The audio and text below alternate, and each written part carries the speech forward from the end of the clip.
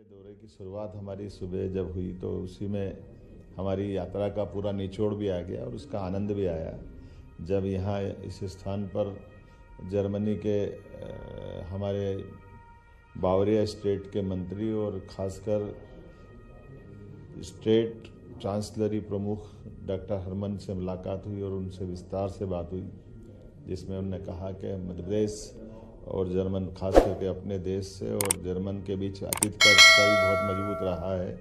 और उससे बड़ी बात कि हमारे यहाँ अब आबादी के रेशों में इस बात की आवश्यकता है कि आप हमारे यहाँ प्रशिक्षित लोगों को भेज सकते हैं और हम अपनी टेक्नोलॉजी आपको दे सकते हैं। तो दोनों राज्य दोनों देश मिलकर के इस तरह से विकास के नए दरवाजे खोलते हैं। खासकर जर्मनी की टेक्नोलॉजी का हमारा अपना मध्य प्रदेश में पुराना संबंध भी है, लेकिन ये दुनिया भर में अलग ढंग से जानी जाती है। नवीन तकनीक के बलबूते पर द्वितीय विश्व युद्ध के बाद जर्मनी जिस ढंग से एक आर्थिक समृद्धशाली ताकत बनकर निकला है, ये दुनिया के सामने बड़ा आदर्श उदाहरण भी है। और मुझे इस बात की प्रसन्नता है कि जो कहते हैं वो करके दिखाते हैं। और कम आबादी के बाद भी मोटे तौर पर जर्मनी की आबादी 8.25 करोड़ है, लेकिन आज ये 5वीं अर्थव्यवस्था है दुनिया के सामने। यही अपने आप में प्रमाण है कि हमारे लिए इनसे सीखने के लिए बहुत है। अतीत के हमारे संबंध बहुत अच्छे हैं। मैक्स मुलर ने सबसे पहले वेदों का अनुवाद अगर किसी दुनिया के अन्य देशों के सामने किया है तो हमारे वेदों का संस्कृत भाषा से अनुवाद करके जर्मनी के माध्यम से इनने दुनिया के सामने हमारे प्राचीन ज्ञान को एक बार प्रकट किया था। और अब वो नहीं, ऐसे कई उदाहरण हैं। और अतीत में हमारे इस संबंधों को, इनकी टेक्नोलॉजी को, इनकी अच्छाई को सीखते हुए दोनों देशों के अंदर खासकर मध्य प्रदेश और बावरिया स्टेट आगे बढ़े, ये हमने संकल्प किया है।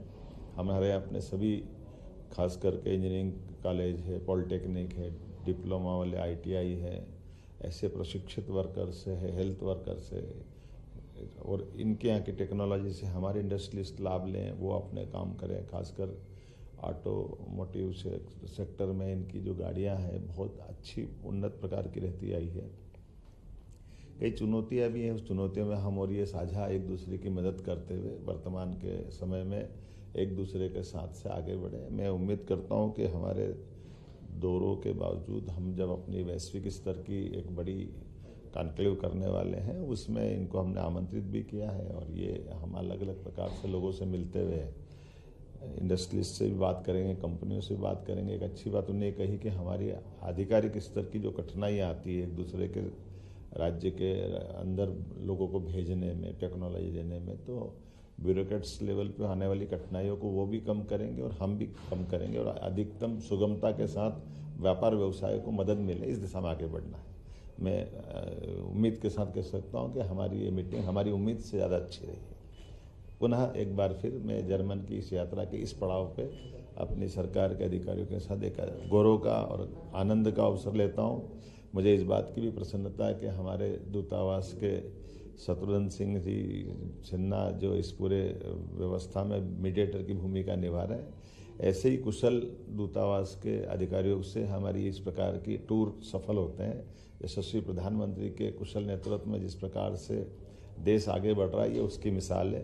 मैं माननीय प्रधानमंत्री नरेंद्र मोदी जी को भी धन्यवाद देता हूँ, जिनने हमको इन सारी व्यवस्थाओं के लिए इस स्थिति में पहुँचाया कि हम अपनी बात को अच्छे से कर भी रहे हैं और अच्छे से अपने राज्य के युवाओं को, बेरोजगारों के लिए, किसान, महिला, सभी प्रकार के लोगों के लिए बड़ी संभावना का द्वार खोल रहे हैं। कुल मिलाकर के समय तो आएगा जाएगा, लेकिन समय पे सही निर्णय कर ले, यही सरकार की ताकत होती है। और सरकार की इच्छा शक्ति से सभी के लिए समान अवसर उपलब्ध होते हैं। मेरी अपनी ओर से सबको बधाई।